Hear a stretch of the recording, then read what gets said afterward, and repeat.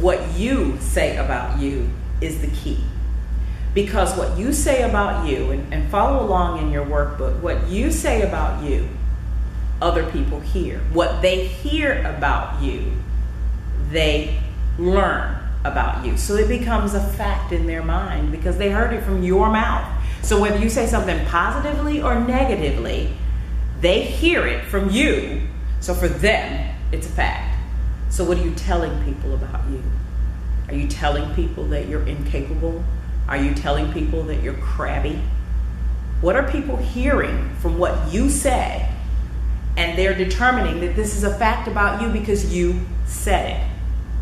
So what you say about yourself, self-talk, talk to others, needs to be positive. We'll talk about changing some of those negative phrases in just a moment. But it needs to be positive. So what they hear is positive, and so then what they repeat about you, what they share to other people about you, is positive, because what came from you, both their experience and the words you used, were positive. So that gets passed along. So now your coworkers are saying, hey, she's a team player, and I enjoy talking to her. She's not whiny and fussy, and I'm not always hearing about how everything is horrible. We have some things that are wrong here, but when she communicates that, when she shares that with people, she's talking about the facts, not just whining about the fact that it is. In addition to that, your coworkers and your supervisors and our managers are hearing positive things about you. So now what you've said about you is rolling, it's perpetuating. Other people are hearing positive things about you. And when they hear positive things about you, the only thing they can repeat about you is what they hear, and they hear positive. So then what they are saying about you now becomes fact out in the world, because you said something positive, somebody else picked that up, said something else positive about you, and then when people approach you and talk to you now, they're not talking to you from the standpoint of you're so crabby, you're so fussy, every time we have a conversation, you're whining about something and you're so negative. If I come and sit next to you in the cafeteria, it's like sitting next to a rain cloud. You don't want to be the rain cloud, okay? You may not necessarily be the bright sunshine, but you definitely don't want to be the rain cloud, okay? And that draws people to you because I can go sit with her and we can just have a conversation. We don't have to fuss about the new procedure that went in that's not working, because she's just going to talk. She's going to be positive, and we can just have a conversation about something else. So now you've got people that are drawing to you because you're not this negative Nelly. And you have your supervisors and managers that are saying, that's somebody we want to be in the organization and we want to promote through the organization. That's somebody that we want to be a part of those new opportunities, those planning teams that everybody doesn't get a chance to be on, but this is somebody that we can recommend to be on that planning committee. This is somebody we can recommend to be a part of this new committee that we've got going, or this new opportunity that we've got going. We're only going to select 6 of our best people to work on a new development. Which one am I going to bring from my team? I'm going to bring her, because she's the one with the positive thoughts, the positive ideas. She can infuse some positive into the situation and help to perpetuate and make things happen. So now you've got promotion opportunities.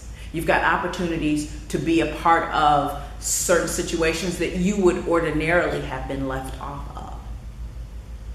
These are all based on the fact that you are speaking positive about you. Other people are hearing it and repeating it, and then they come back to you and say, I heard that you are a part of this new team. That is wonderful. You must really be, getting the attention of the managers. You must really be up there. I kind of admire you. That's kind of neat, Then you have people who want to start to be like you. Well, I'm gonna stop being the wet blanket here, and maybe I need to be more positive. Maybe I need to say nicer things about myself. She says nice things about herself. Why can't I do that too? So now you've got people who are mimicking what's good about you. So they're mimicking you. People are admiring you, bringing that admiration to you, then introduces and develops for you personal power. And in our workbook, we'll talk about personal powers in just a few moments as well. Because you increase your personal power through admiration, through influence. And you get that admiration and influence when you are a positive person that promotes positive living, positive ideas, positive comments. Now, that doesn't mean we all have to run around with big stupid grins on our faces and we can't ever say that anything is difficult or bad. We can. Okay, we absolutely can. Because what is it actually is. Facts are facts. And you don't want to ignore the facts. That would make you susceptible to all kinds of unforeseen activities. You don't want to do that. But what we don't want to do is focus and dwell on the things that are not positive. Where you focus your mind are the things that you will do, think, and say most often. As a man thinketh, so is he. What you focus on most of the time is not only what you're putting your mind to, but it's what you're putting out to other people, and it's what they bring back to you. I mean, think about the circle that we just created. You speak positively. That positive statement then is heard by coworkers, managers, and supervisors. They repeat positive. Then what's determined is that you are positive. Your words then become fact, which means that, we can, until we get really, really comfortable, we can work on it and still have it work for us. So you don't have to be completely positive in order to start that positive chain about who you are and what you're all about. So now they hear positive, they project positive is a fact about you, and then positive comes back to you and people start saying, you know what? I think it's great. I admire who you are. I admire what you do. It goes full circle. And then what you start to hear in your own head is people come back to you and say, you know what? You're pretty sharp. I want you to be on my team.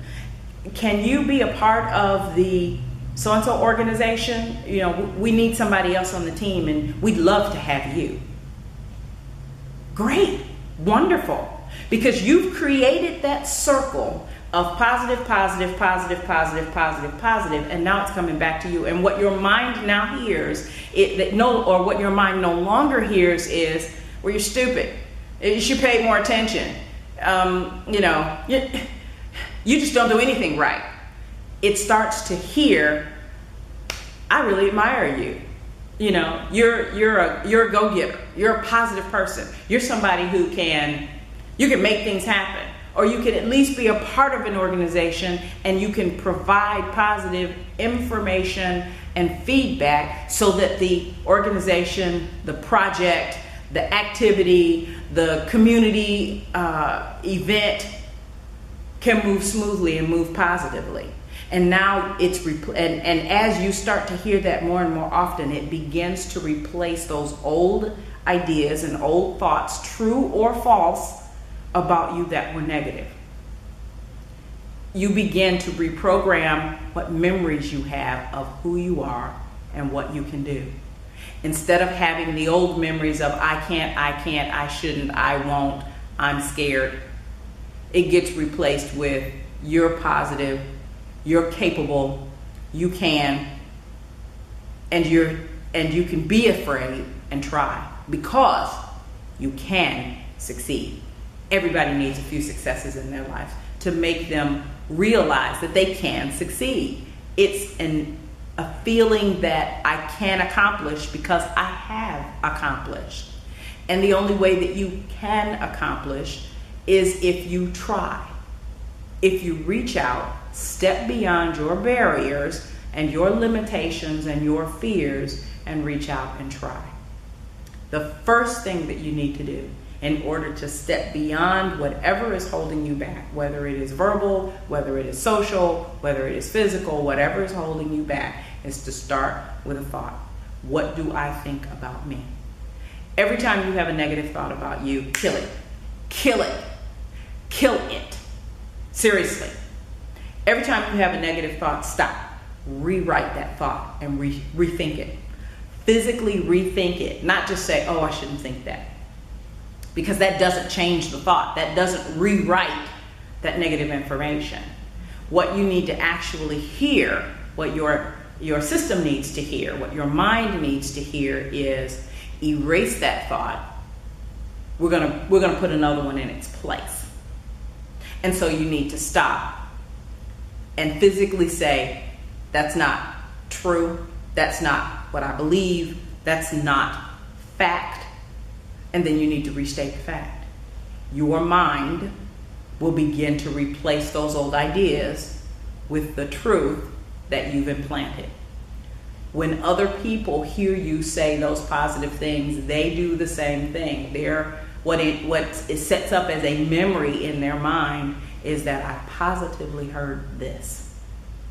What sets up as a memory as people begin to start communicating back to you is and they repeat back to you the positive thing that you put out there to begin with. And it is amazing that you can do that. You can actually do that. So you have the power to change what you say and what you think and what other people say and think about you. And in the process of saying and thinking those positive things, you rewrite those negative ideas that are in your memory. That uplifts your spirit and usually gives you a little more courage to step out and try something you have not tried before. It is a circle. It starts with you and it ends with you. And then it starts all over again. So you start it, you put it out there, it circles back around, it comes back, and it re-feeds back to you. You've got to start with your words. You've got to start with what you say. Let's talk about some examples of how we look at or how we respond to negative words and how we can start to make changes.